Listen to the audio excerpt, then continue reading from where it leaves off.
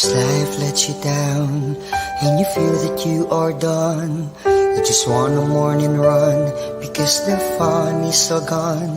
But sometimes life makes you proud when you look far and wide, when you leave the pain behind and see the brighter side. TNC is your inspiration. TNC reignites your passion. TNC starts your transformation. TNC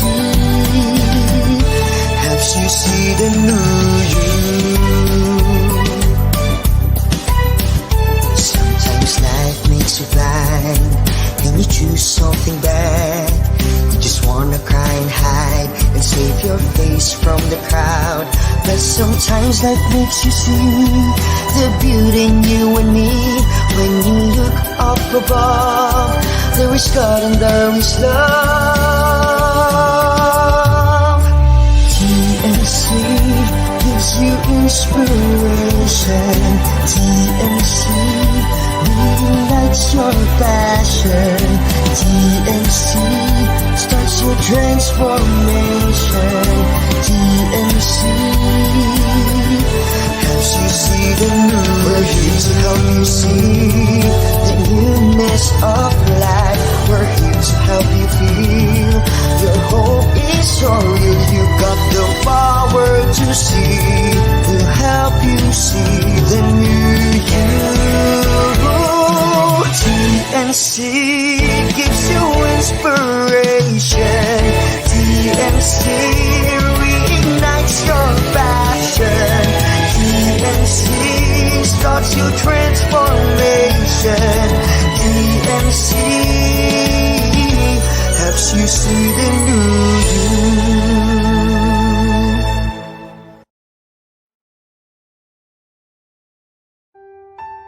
The new channel.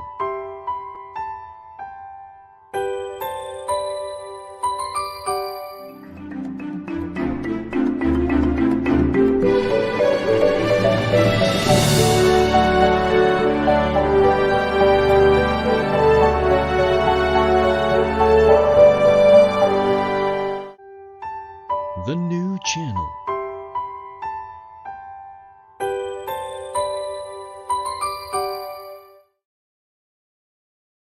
The views, opinions, and insights expressed in the following show are those of the hosts, producers, guests, and viewers. They do not necessarily reflect the position of the channel. Viewer discretion is advised.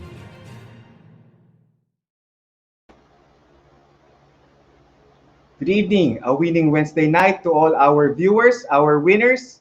Hello and welcome to the new channel. We are here to help you see the new you. This is Coach Erwin Ursua, live streaming from Quezon City, and you are watching Win Within.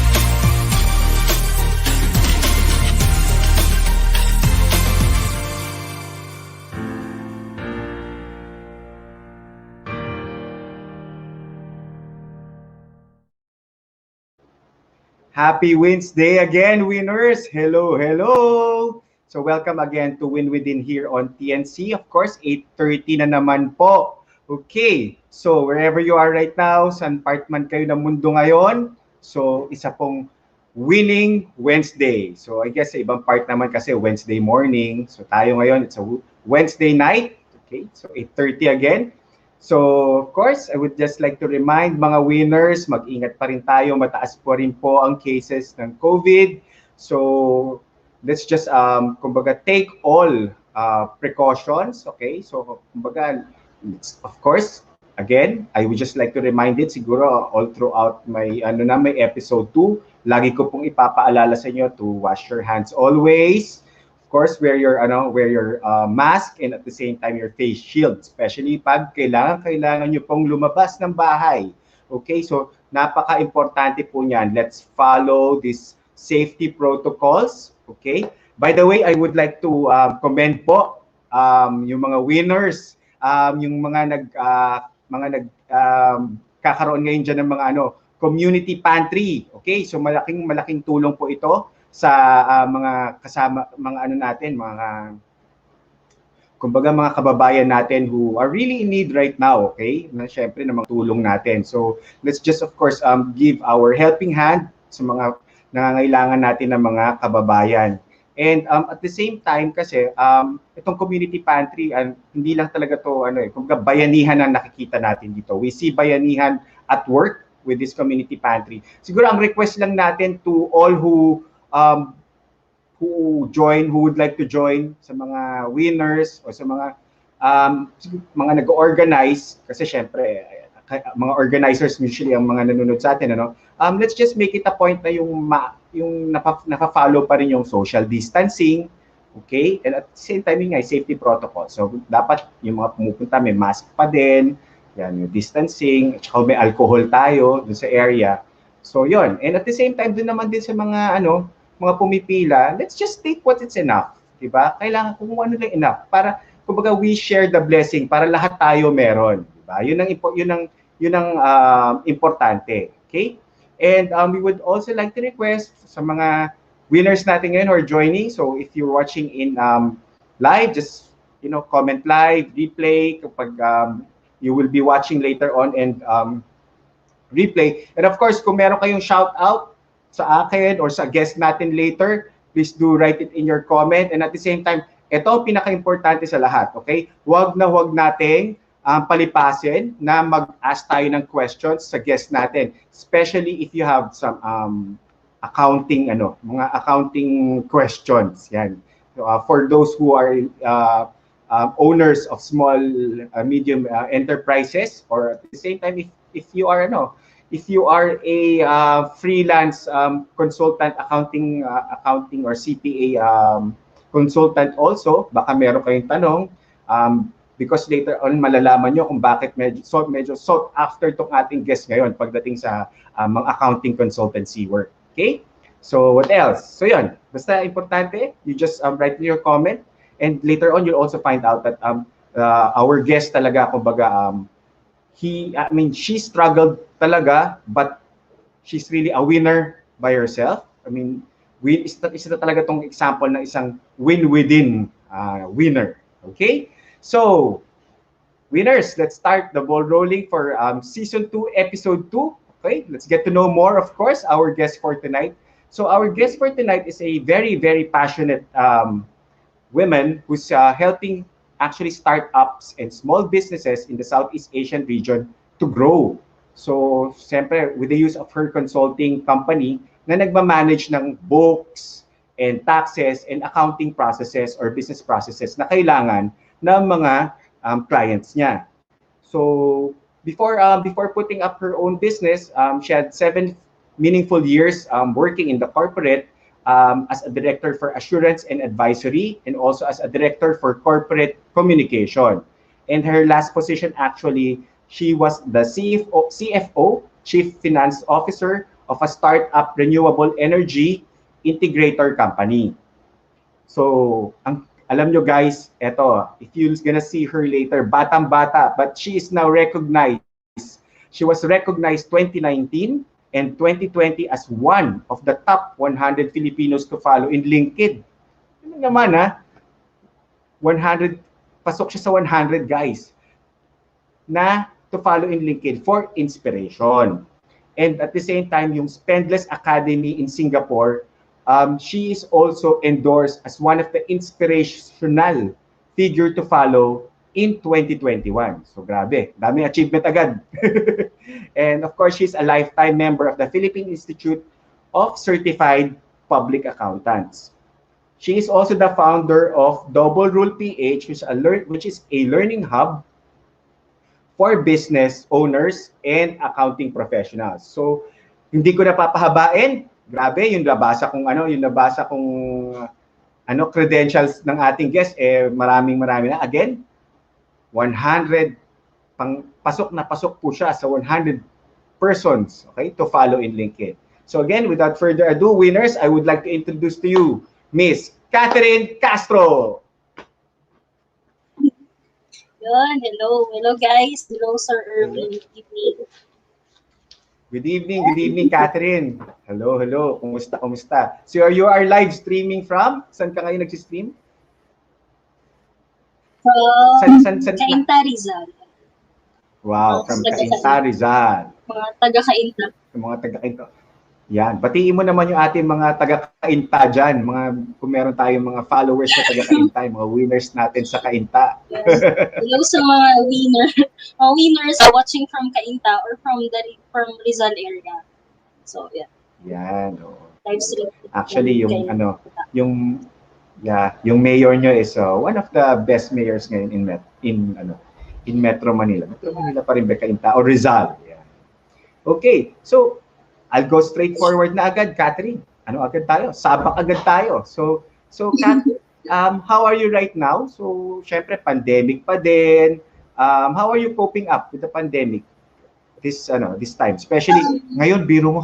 Grabe, tapos na tayo sa kung anong EQ, barbecue, whatsoever. Pero ECQ na naman tayo ulit. So, how are you coping up with that? Actually, Coach Erwin, parang naging new normal na for us. Especially sa akin, in terms of sa work, kasi parang timing din yung pag-shift ko to freelancing nung nag-pandemic. So, parang in terms of work, parang normal na talaga siya sa amin na hindi kami lumalabas. Lalabas lang kami kapag kailangan. So, I think, okay naman. Naka-cope up lang. Parang super ingat lang kami kasi we have a senior citizen sa tayo, tatay ko. So, pag lalabas, isa-isa lang talaga kung sino lang yung pwedeng mamalengke, ganyan. Okay. Sige. That's good, you just like what I said kanina nung introduction ko of the show, talagang dapat yung safety precautions na nafa-follow natin yan. Especially, meron kang kasamang senior citizen in the house. Kasi talagang dapat sila ang protektahan natin. Winners, guys, even audience, we really need to protect our senior citizens. Kasi sila talaga yung parang, kumbaga, mas madaling tamaan ng virus. Okay? So, alam naman natin yung immunity kasi ng ating mga senior citizens. Okay? So, Kat, nasabi mo na lang din naman from dati na employed ka, nag-shift ka into freelance, sabi mo nga, almost the same naman. I guess what you're referring is yung, kumbaga, work from home, all of the transactions are made virtual or online. Now, ano yung difference nung employed ka na work from home, but right now, syempre, freelance ka. So, ano na ngayon? Ano yung nagbago sa buhay natin? So, yun.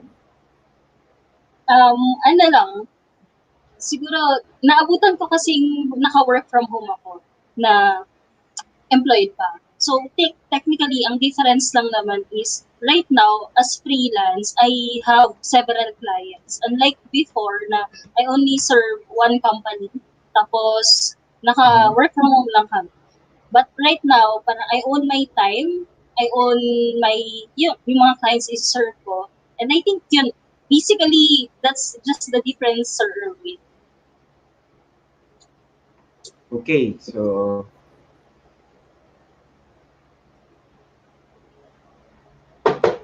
yun. So yun nga, sabi mo nga, right now, hawak mo yung time mo, and at the same time, mas marami kang hinahandle ngayon na ng mga clients compared dati na focus ka. And I guess dati for example, are you working 8 to 5 before dun sa dati mong when you were still employed, o tipong sila na nga lang and then extended pa? Ano bang situation before compared sa ngayon? Kasi right now, I know that's for sure is nag-extend ka, but of course different clients na. clients. So, yun. Yun. Yung previous job ko, before ako mag-shift into freelancing, ano siya, dahil medyo nasa construction industry siya, though nasa, Okay. yun nga, renewable energy, ang time talaga Mhm. namin is 10 hours every day. Okay. Yun yung normal. Mhm. Parang siya, ganun kasi yung norm sa construction industry. Tapos, just Mhm. think about it na dahil nasa accounting department ka pa, di ba? Pag sinabi mo kasi Mhm. accountant, lagi ang daming ginagawa. So, yung 10 hours na yun, na-extend pa siya. And nung experience ko nung nag-pandemic, kasi di ba, not all businesses naman ready na mag-transition sa digital. So, Mhm. just imagine yung kailangan mong i-extend na oras para lang magawa yung mga trabaho.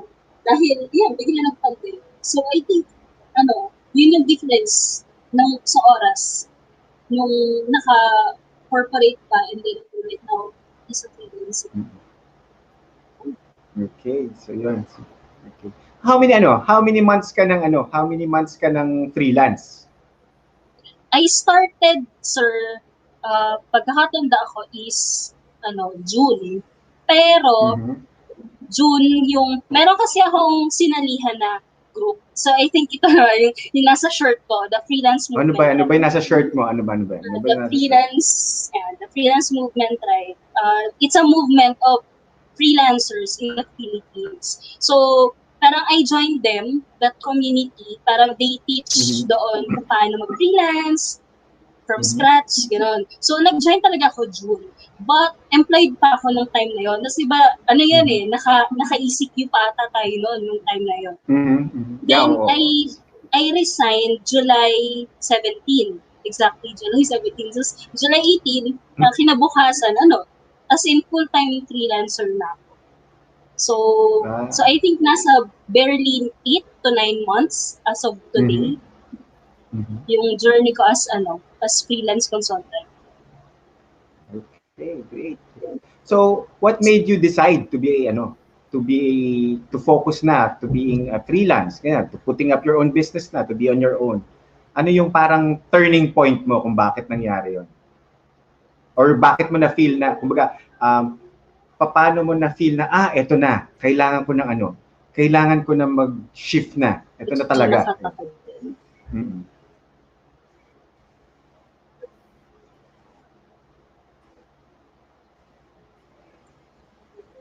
Okay?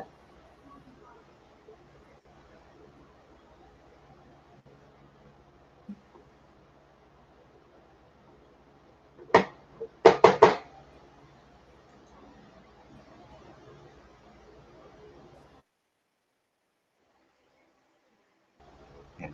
Hello, Kat? Yeah, yan. You heard my last question, Kat? Can you repeat that, sir? Medyo Ayun. na Okay lang. Mukhang nag-fluctuate Oo. yung ang tawag to, sabi ko, parang paano mo na feel na different the July, tapos June, tapos July nga, sabi mo, ano ka na, nag-shift ka na, nag-freelance ka na. Ano yung feeling na naramdaman mo na parang na parang kumbaga is naisip mo na, ready na ako. Ready na ako to be freelance, ready na ako to put up the business. So, what was the turning point? Okay. Gusto mo ba na honest na sagot? Sir? Kasi talaga siya, Ikaw! na-burnout na kasi talaga. Actually, Okay, na-burnout talaga ako. Yun yung parang, if anyone asks, na-burnout talaga ako. So, di ba, dun sa intro mo, di ba, I spent 7 years sa audit firm, local audit firm. Tapos, nung nag-resign ako dun sa audit firm na yun, parang ang reason ko, I was burnt out. Kasi nga, sa audit. Tapos, akala ko nun, what can help me feel good is a change of environment. So, after ko dun sa 7 years, nag-try ako na, what if hindi na ako sa public accounting? Doon na lang ako sa isang kumpanya, ang iniintindi ko. Tapos, parang either accounting head ako or CFO ko. So, nag-lumipat ako. Tapos, nung nandun na ako, parang na-realize ko na, parang hindi yun yung hinahanap ko. Parang, ganun din, pagod, same lang din man yung pagod ko. Parang ganun. Tapos, di ba, dahil nga nasa construction, long hours talaga yung kailangan. Tapos biglang nag-pandemic pa. Na parang ang hirap mag-work na parang nawala na yung division ng personal time mo at saka yung work hours mo. Kasi nga, di ba, sabay ka nag-work eh. So parang na-realize ko, parang nawalan ako ng drive na, no, na, hala, ayoko na ng ganito. Parang ito ba yung gusto kong gawin for, for the long period of my life, of my working life. Tapos, it turned out na, parang, meron kasi akong mentor, si Miss Jenna. Okay. Parang life mentor, ganyan. Parang, sinabi niya sa akin na parang, are you willing ba to work, magpa-empleyado ka na ganyan? Tapos parang ang sagot ko sa kanya noon, talagang confident na okay lang. Yung tipong, ano yun na, ang sitwasyon ko noon is burnout na ako. Pero nung tinanong niya ako ng ganon, parang alam ko sa sarili ko na willing ako mag-extend kahit longer pa dun sa 10 hours. At least alam ko I'm working for something na I own and I can grow, diba, from scratch. So parang doon ko na-realize na, oo nga, no, parang I can actually, parang ready na pala ako. Parang gano'n. Parang That's great. yung experiences ko before, parang it helped me identify saan yung next path na gusto kong puntahan. Tapos, it also helped me identify kung ano yung gusto kong gawin talaga na masaya ka, na hindi ka na burnout, di ba? Yeah. Unlike yung before na iniisip ko lang, kailangan ko lang ng change of environment, change of workplace, ganyan. So I think yun, parang burnout talaga. Kaya isasabihin nga nila na parang, hala, di ba, during the time of the pandemic, maraming mga tao na kung kaya nila mag-hold on sa trabaho nila, mag-hold on sila. Kahit hindi na sila masaya. Kasi di ba, maraming nawawalan ng trabaho. But sa akin naman, umabot na ako doon, talagang turning point siya na parang wala rin akong malaking ipon. No? But mas lamang na kasi sa akin yung hindi na ako masaya. Gusto ko nang gawin yung gusto kong gawin. Kaya talagang parang, talagang I resigned, tapos I stepped into freelancing, tapos full-time. As in, hindi ako nag-apply ng other jobs. Parang, what if hindi ako makakuha ng client? What if? Yung mga what if na gano'n. Parang, ang ginawa ko, I will go freelance 100%. So, ibig sabihin, nakasalalay dito kung kakain kami or hindi. Yung gano'n. Kaya, yung drive ko din to make it work, ganon siya. Yeah. So, I think yun yung sa akin, parang burnout talaga yung reason, honest reason. Okay. So, actually, ano naman yan eh, sabi ko nga rin sa iba, to each his own, no? But, kasi, ang galing din, kasi passion yun eh, it's part of passion. Although, you know that you're burnt out, but one thing, you knew what you want. Yun yung maganda ron. Yun yung, kumbaga, yun yung driving, yun yung, kumbaga, yung driving force doon eh. You know what you want, you know what to get, di ba? Kumbaga, isang katangian ng isang winner yun eh. Na sabi nga, kasi burnout parang, kumbaga, struggle yan eh. Pero you can, parang you did something to get out of that struggle eh. Parang gano'n. And ang pinaghugutan mo actually doon is yung strength mo. Alam mong ready ka na, alam mong may strength ka dun sa, kumbaga, yung sinasabi nga na iba na parang, ako pag sinasabi ko dun sa mga ibang coaches ko na parang, you are not starting from scratch actually. You are starting from your experience. And, kumbaga, yung experience mo, hinog na hinog ka na eh. Alam mong hinog ka na. Alam mong hinog ka na. So, ang galing. Yun yung pinaghugutan mo. So, ako, kitang-kita ko agad ang pagiging winner mo. Okay? So, Kat, I have a question to you. Di ba katatapos nga lang ng BIR? So, ano yung mga experiences mo ng mga tipong kakaiba in handling yung mga, kumbaga yung mga naging mga clients mo in terms of filing yung mga BIR nila? Kasi di ba yung April nga, di ba? So how we were able to turn it, kung medyo struggle to a win, kung struggle, kung kumbaga kung kakaiba ito, bagong ano lang, kumbaga bagong situation lang. So yun. But please do answer that when we come back. So we'll just take a break for the meantime. Okay, so magbe-break tayo. So Win Within will come back after the commercial.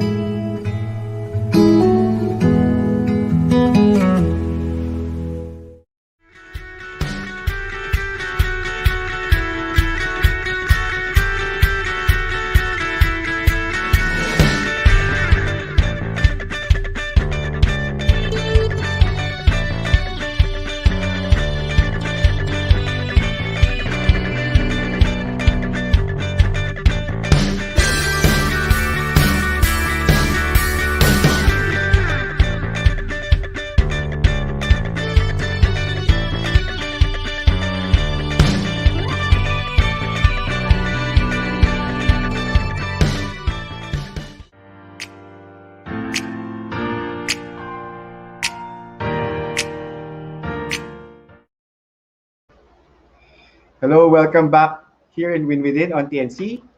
Before we call our guest again, Katherine Castro, I would like to read first some shows that we have here in TNC.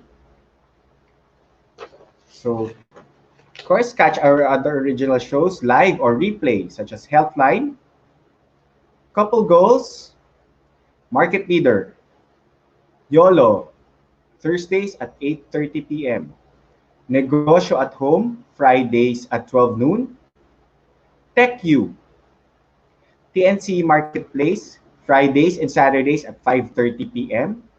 The Danny Art Show, After Shift, Women at Work, COVID Stories, The Family Business, Usapang Beauty, and The Fourth Project.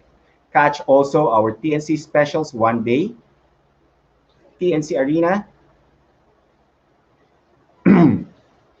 Catch also our TNC specials.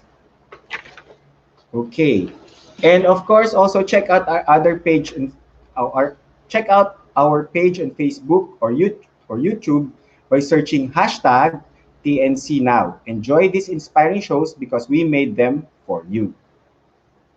Okay, so let's call back again our guest, Katherine Castro. Good. So do we have some shout outs to read? May mga shout outs ba tayo dyan? Or questions? Yun. Good evening, Coach Erwin, watching from Manila. Hello, Coach Sheila. How are you? Thank you for watching. Okay, from Jan.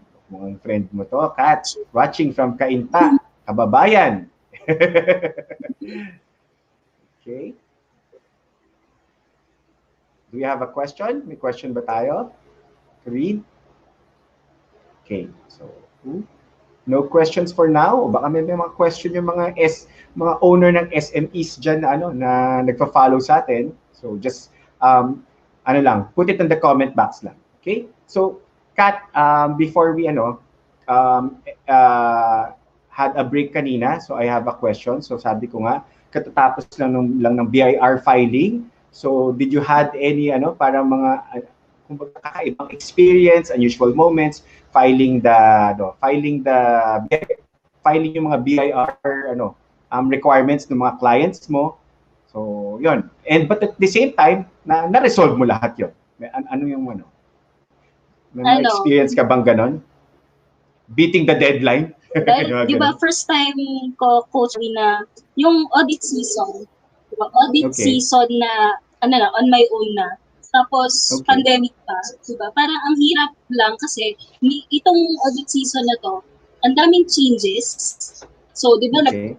if you're aware, di ba, na-sign yung create law ni President Mhm. Duterte, parang a week before the deadline. So, syempre may impact 'yon, 'di ba, sa mga i-file. So, parang isa 'yun sa mga naging struggle. Tapos at the same time, nung week before the filing is nagkasakit din ako. So parang kaya ang nangyari, buti na lang is I have my team to help me rin. So we were able to catch up with everything na ma-file namin everything before the deadline na April 15. So I think parang it's really a wake-up call Mhm.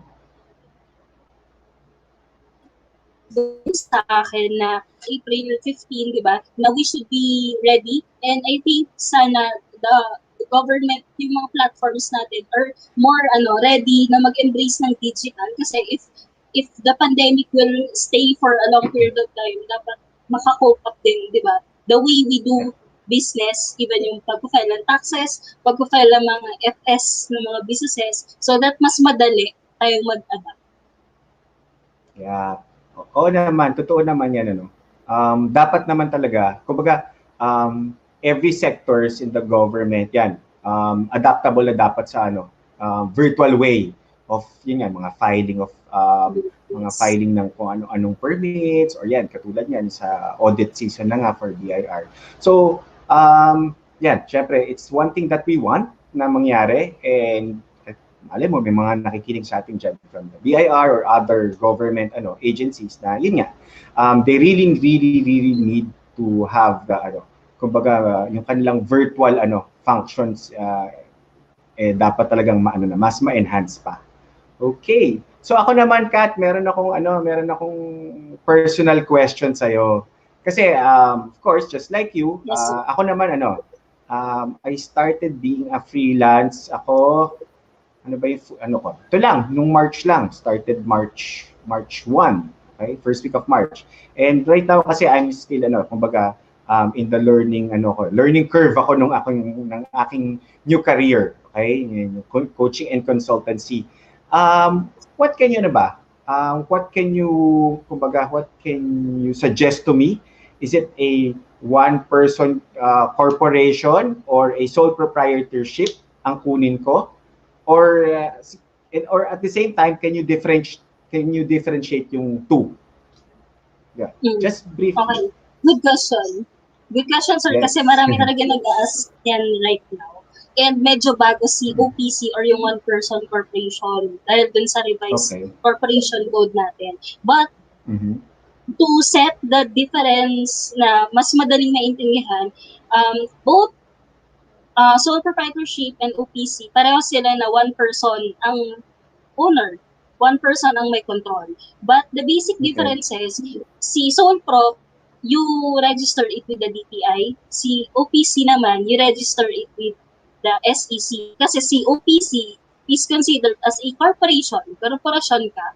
So, dahil corporation ka, di ba, the business and you as an individual owning it are two different entities. Unlike pag sole prop, di ba, ikaw at saka yung business mo iisa. Meaning, yan, na-bankrupt yung business mo, yung sole prop mo, your creditors can actually go after your personal assets pag sole prop. So I think yun yung Okay. isa sa biggest difference. Tapos si OPC, you can appoint nominees. So meaning, pag kunwari, namatay yung single stockholder ng OPC, pwedeng ma-pass on yung business dun sa in-appoint yung nominees. Sa sole prop, walang ganong feature. Pag namatay yung owner, wala na yung business. Okay. So yun yung parang basic ano niya. Basic difference niya. So Yeah. maganda rin kasi ngayon hindi ka mahabol. In terms of yung tax na binabayaran, sinong mas ano sa dalawa? Ano yung difference ng dalawa? Lagi ko sagot dyan is it depends. Kasi it Okay. depends on you as a business owner kung gaano kalaking nakikita mong potential with your business. But if kunyari, you don't see naman your business parang hitting the 3 million threshold within the first year, di ba? And ayaw mo nung maraming mga admin paperworks, you can go the sole proprietorship na route. Pero kung kunyari, alam mo na you can scale fast, na within 1 to 2 years, mahihit mo yung 3 million, and you, you want to investors, it's better to go the OPC. Okay.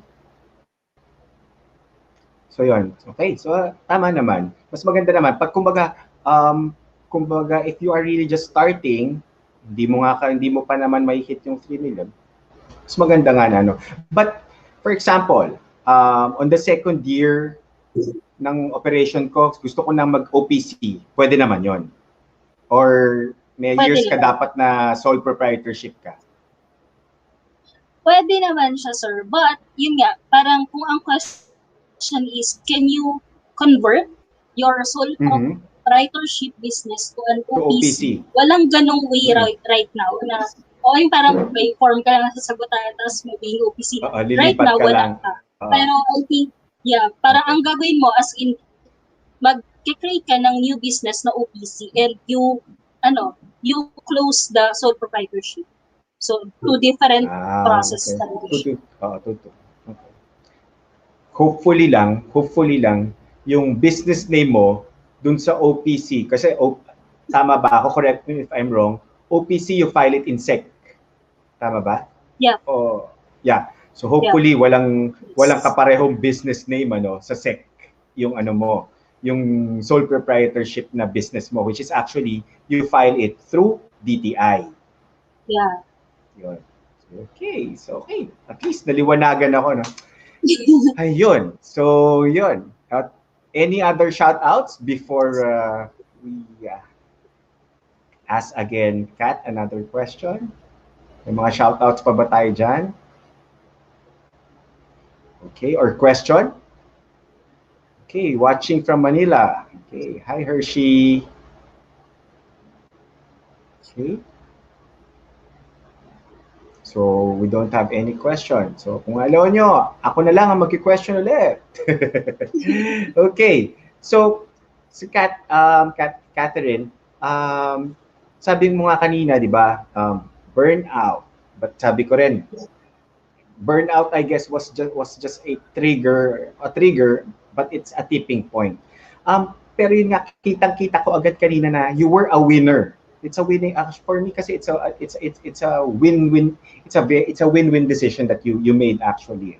Pero when you were younger, sabihin natin before you had your first job, did you feel na meron na bang situation na yung ganon, na tipong meron ka ulit win-within moments, mga tipong college ka or high school ka, nag-aaral ka, meron ka na bang naramdaman na ganon, na parang, I felt this and I need to do this.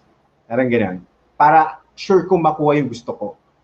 Or para ma-achieve ko yung goal ko.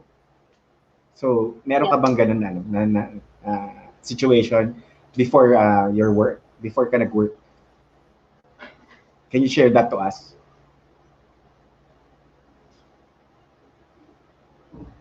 I think, best, best of family. Yeah. I didn't come from a well-off family. And then, ayun, I studied accountancy in PUP. And di ba, Okay. sinasabi natin na pag sa PUP, halos wala ka namang babayaran na sa tuition, everything, ganyan. Mm-mm. But syempre, aside doon, kailangan mo ng pambili ng mga libro, bili ng pamasahe, and everything, ganyan. So, dahil hindi kami galing sa na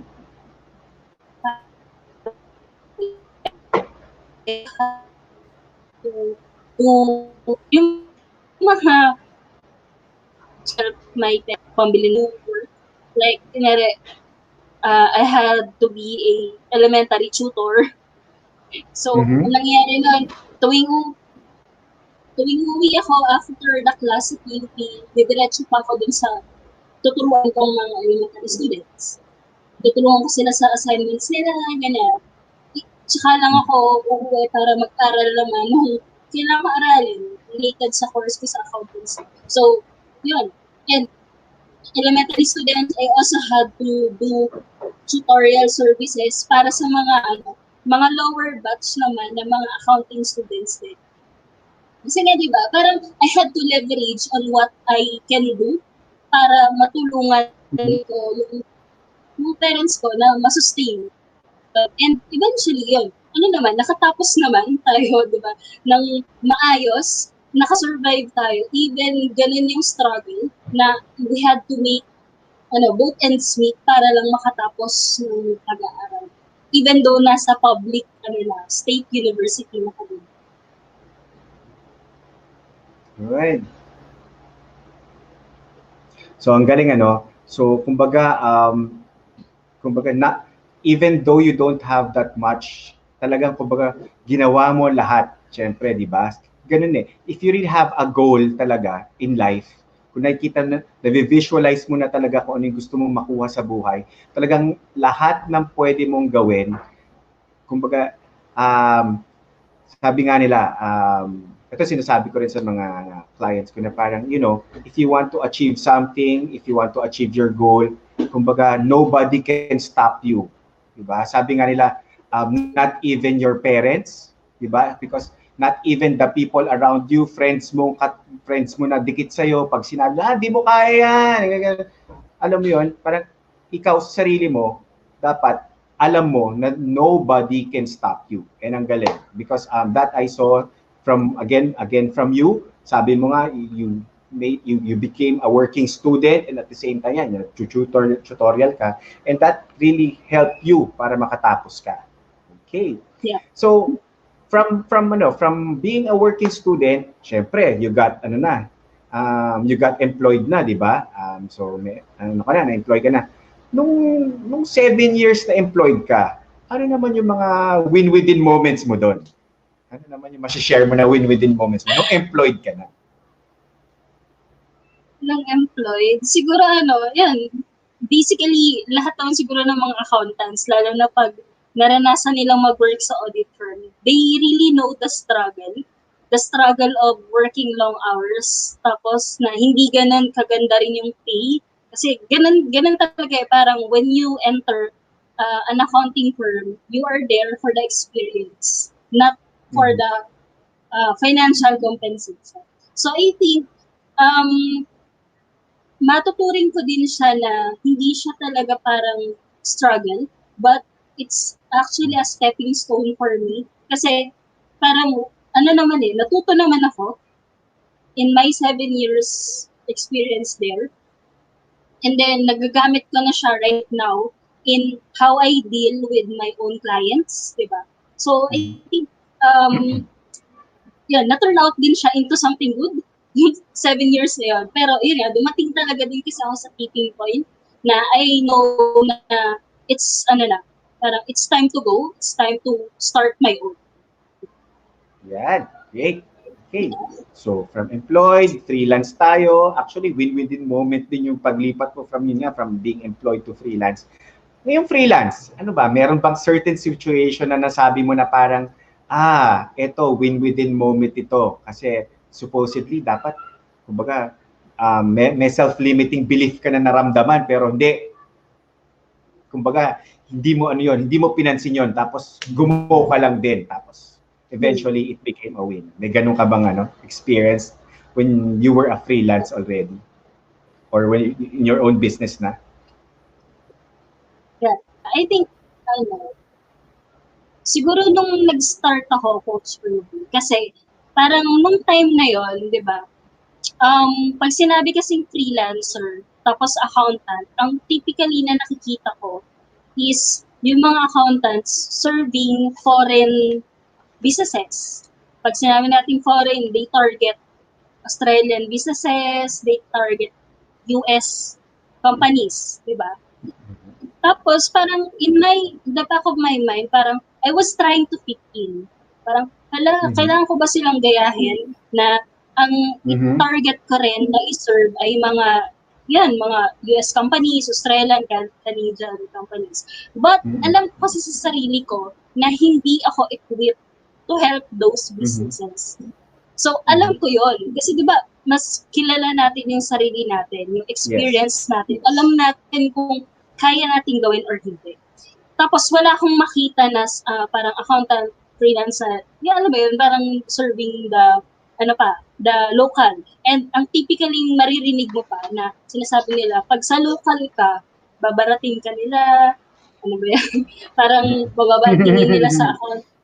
Parang pag accountant ka sa local, ang tingin nila sa'yo kahit may title ka na CPA, ang tingin nila sa'yo is bookkeeper ka. Parang ganon. So, parang may time na na-stuck ako sa ganong limiting belief. Tapos, dagdag pa doon na iniisip ko na hindi ako galing sa Big Four na auditing firm. Hindi ako galing sa mga SGD, yung mga big names.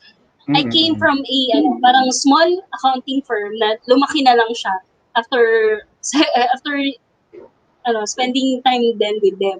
So parang yun yung mga limiting belief ko na parang can I really get businesses, can I really get clients to believe in me, to believe in the service that I can provide for them.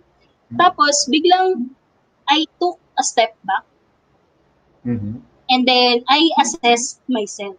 Parang I step back, iniwanan ko yung mga nakikita ko na pag accountant, ito yung sinaserve nila. Parang okay, I look back, ano ba yung kaya kong gawin? Ano yung experience ko? Kasi parang na-realize ko na bakit ko kailangang ipilit yung sarili kong gawin yung bagay na alam ko naman na hindi ako equipped gawin. Yeah. Na pag pinilit ko siyang gawin, ang ending, para lang din akong bumalik sa employment. Di ba? Parang di ba syempre, anong natural effect nun?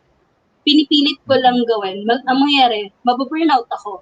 So, di ba parang unang job ko, pangalawang job ko, kaya nga ako pilit umaalis kasi I want to start my own. So, parang, ganun din, hindi rin ako masaya. So, parang, sabi ko, ang experience ko is with local.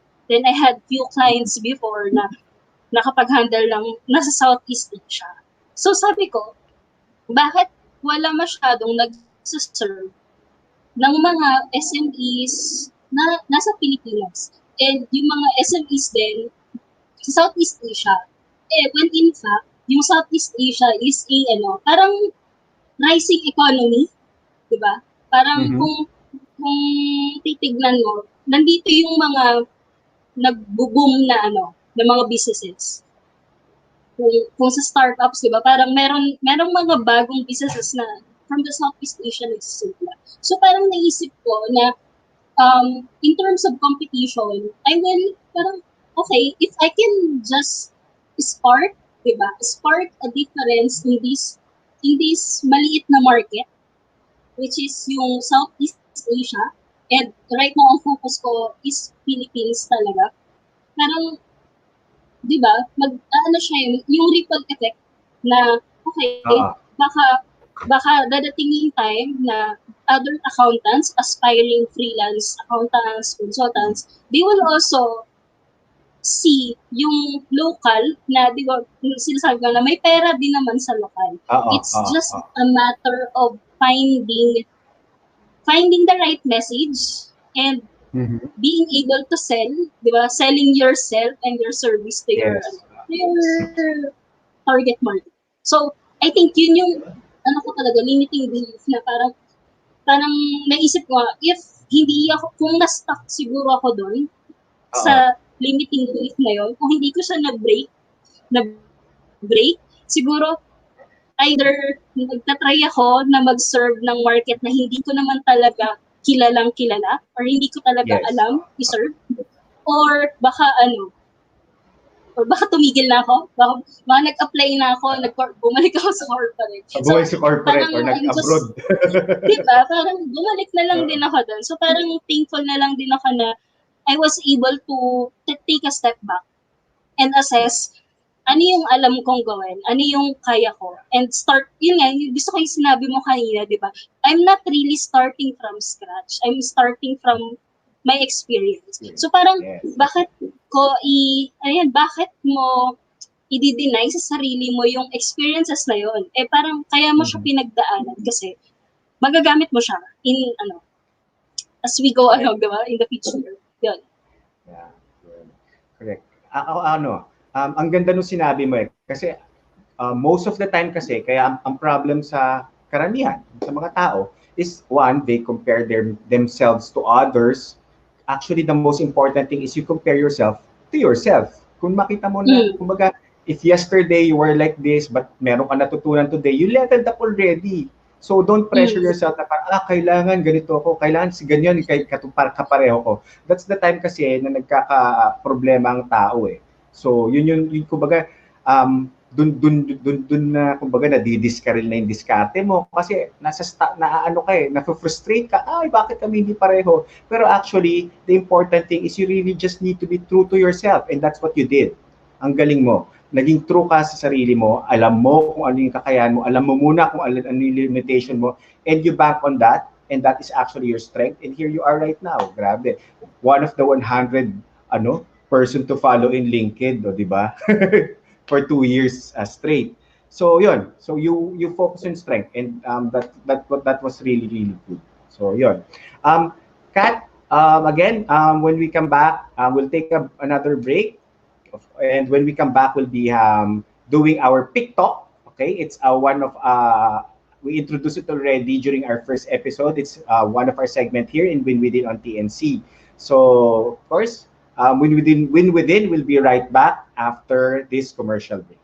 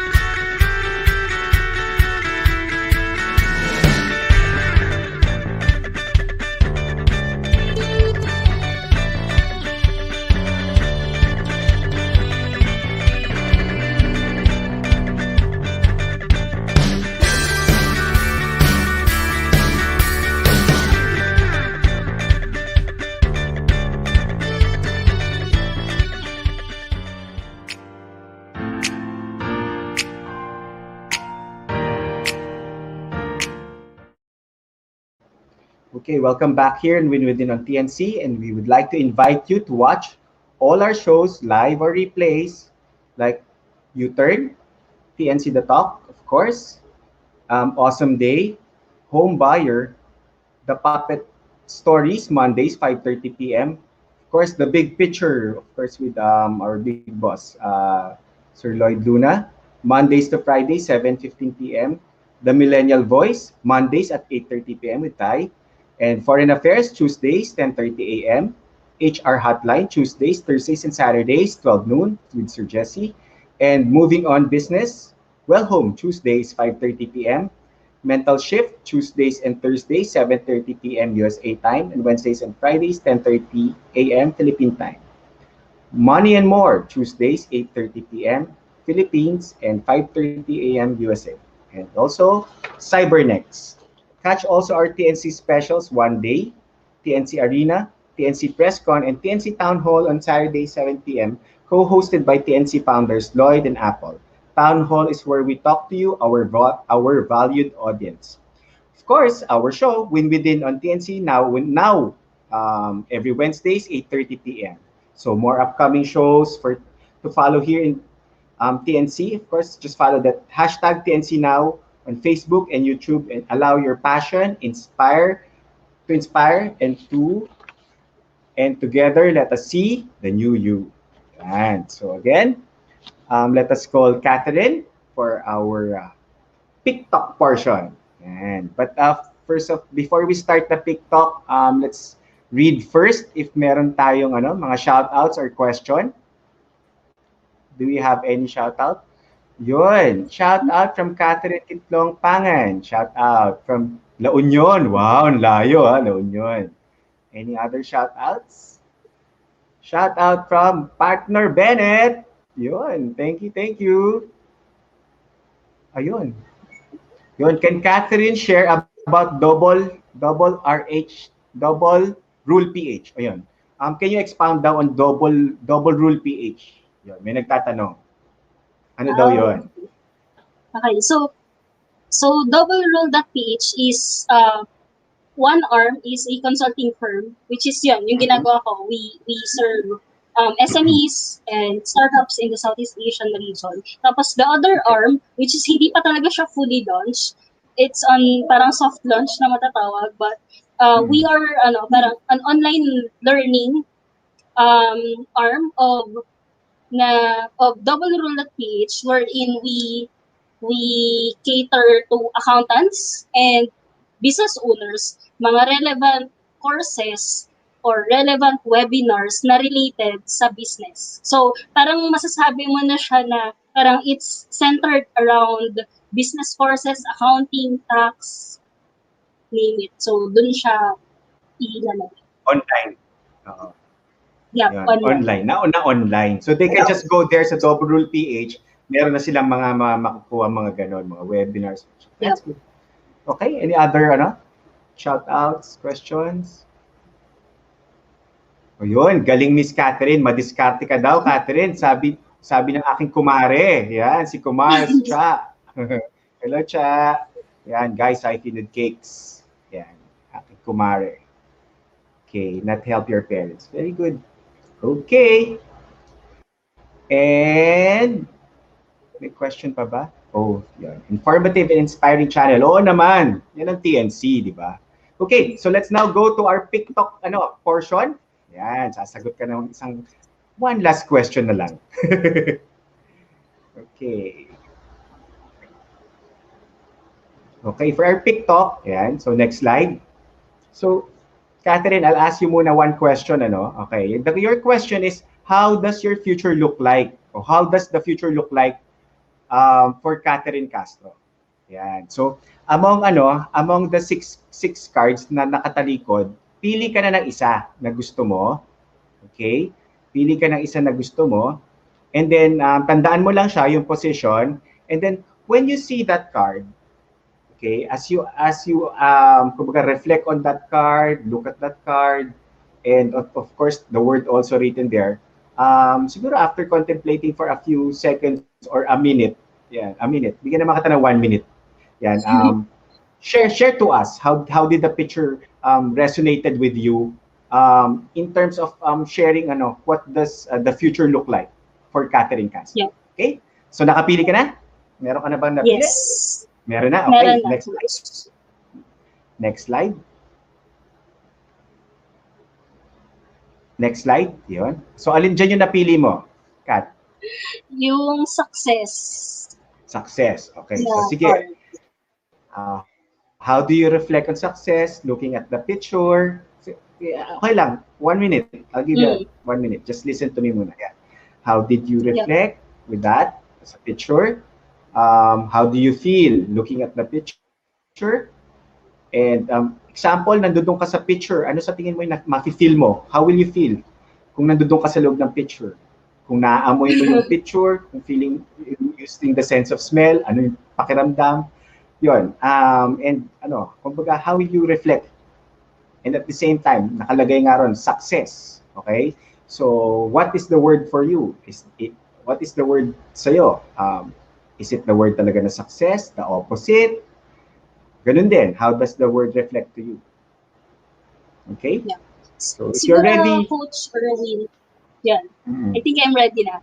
Yan. Siguro, Coach okay. Erwin, Sige, go sa ahead. akin, di ba, yung question mo is, what does the future like? Tapos, success yung Mhm. yung word. And, yan, Nakuha yung mo. English. Yeah. I think, talaga eh, parang, when I shifted to freelancing, nagbago Mhm. yung idea ko ng success. Kasi before, Yes. when I was in corporate, di ba, parang the only type of success that I know is climbing the corporate ladder, di ba? Pag na-promote ako, tataas yung Medyo, sahod ko. medyo Tapos material, parang gano'n. promote Medyo, ulit ako, di ba?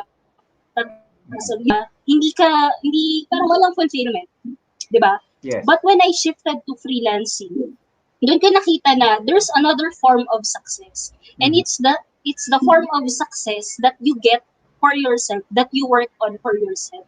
Tapos, I think dun sa picture, di ba, I think yung dog trying to catch the Mhm. ball, I Yes. think I can really resonate with in terms of how I did yung freelancing ko for the past 8 to 9 months na parang I have to make it happen, parang gano'n, yung great na I have to make it happen because success does not come overnight, di ba? Parang success, siya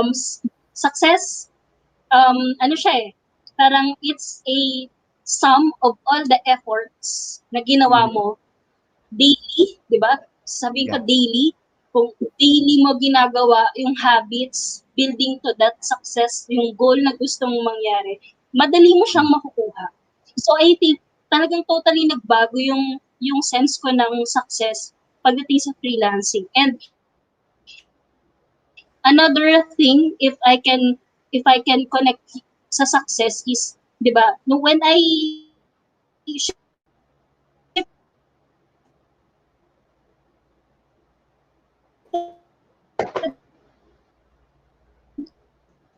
to freelancing, mas na-realize is actually parang to be successful too. So I'm speaking in terms of if I make my clients successful, then I'll consider myself successful. If I make other Yes. freelancers and yung mga minamentor ko din successful in what they do, then I consider myself successful. So totally nag-change siya. Na hindi na siya yung parang futile attempt na kaya ako gustong gawin to kasi wala, parang puro selfish. Nagbago talaga siya. I think that's what the future looks like for me. Yung pursuing that kind of success consistently. Yes. Yun, totoo yan kasi once we give value to our clients, once our kumbaga our outlook is the success of our clients, definitely yung success din nila will be our success. Parang ganyan lang naman din, even in coaching eh.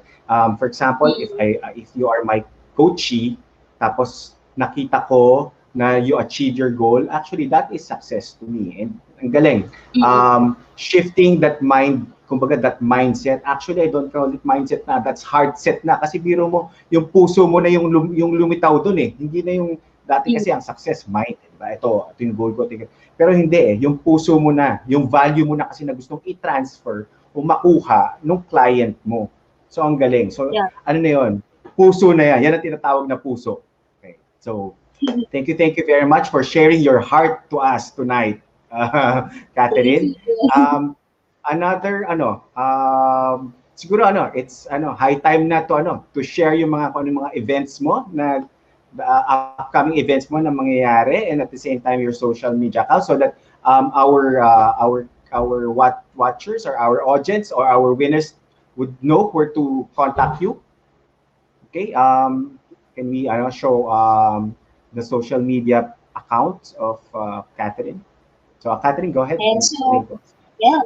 So if you're a Wow. business owner, SME or startup or even parang solopreneur who needs help with your business, yan, you can reach me via my website, yan, thekatarincastro.com. Or if you're after learning good stuff about finance, tax, accounting, you can go to www.ph.com and may mga courses doon and other courses will be uploaded there in the next few months. But yan, kung gusto niyo naman social connected tayo, I'm really active on LinkedIn.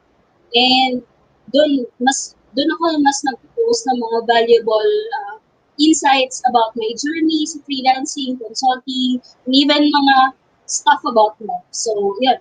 And I think if I can share na rin Coach Erwin na yan, I have Mhm. an upcoming 5-day workshop. It's intended for Okay. freelance accountants or yung mga accountants out there. I think timing to kasi 'di ba, lagi pagkatapos ng busy season, marami diyan parang ayoko na, pagod na ako, ganyan, gusto magre-resign na ako. So, even before ka mag-resign, if kasi 'di ba ayaw naman natin magre-resign ka na wala kang plan. So, I have a 5-day workshop. We will tackle kung if freelancing as an accountant or a finance professional is for you. And Mhm. tatry natin in that 5-day workshop to get you a client, your first client, even before ka pa mag-resign. So, if you're interested, just get dyan sa link na naka-flash sa screen and I'd love to be with you next week. Yun, galing. So sabi mo nga, instead na ma-burnout sila, I guess dahil dan sa workshop na yan, you will ignite the fire within them, di ba? So yun. Yeah. Okay. So before we let you go, Catherine, any winning words for our winners? I think I want to part with the idea na if you're watching right now and parang nandun ka sa point na you're not happy with where you are, di ba? I think it's time for you to assess bakit ka umabot sa point na nandyan Yun ka yung ngayon. dog kanina. Success. Yeah. And matahol na siya. So, Oo. ayun, parang consider Patahol na yung your dog na may ano ng ball. experiences. Consider your experiences in making an informed decision about your future. So, hindi, kasi di ba, hindi naman, freelancing is not for everyone din. Kaya parang, we don't really say na, mag-resign ka na, mag-freelance ka na. You have to make an informed decision sa gagawin mo sa future mo based dun sa experiences mo din. Kasi, ayaw mo din naman, di ba, na magsisi ka bandang huli. So, I think yun lang. And if meron kang dreams, pursue it, test kung kaya mo siyang gawin, and do everything to make it happen. So, yun lang. Yun. Sabi nga, di ba? If you have a dream, take action. Yun. And you did Yeah. take action. Okay? So thank you very much, Catherine, for being with us tonight. Maraming salamat. So guys, do follow Catherine in LinkedIn. Nandun siya lagi. Kaya nga siya ang isa sa top 100 Filipina. No, diba? To follow as an inspiration in LinkedIn for the past 2 years. Yun. So, Catherine, before we let you go, isa namang win within post dyan. Yan. Okay, so Direk, can you take a picture? Win within. Yan. So ganito ko na natin. Yan. Yan. Okay. Okay na. Just ano lang Direk kung okay, kung finish na. Smile. Okay? Okay na ba? Nakuha na? Okay na daw. Okay na. Okay na daw. Okay na daw. Okay, so thank you again, Catherine, for joining us tonight. See you later backstage. Okay, maraming salamat. See you later.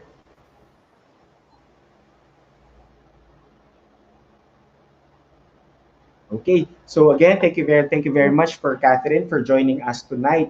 So thank you rin winners, of course, for joining us also tonight. And before we go, I would like to share also some events that I will be handling for this week. So can we show that, direct?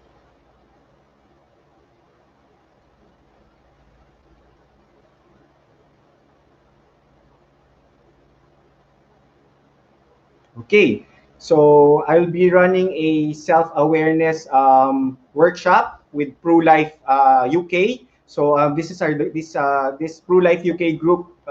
They're from the ProLife South Metro Manila group. Okay, so that would be on Friday, 7 to 9 p.m.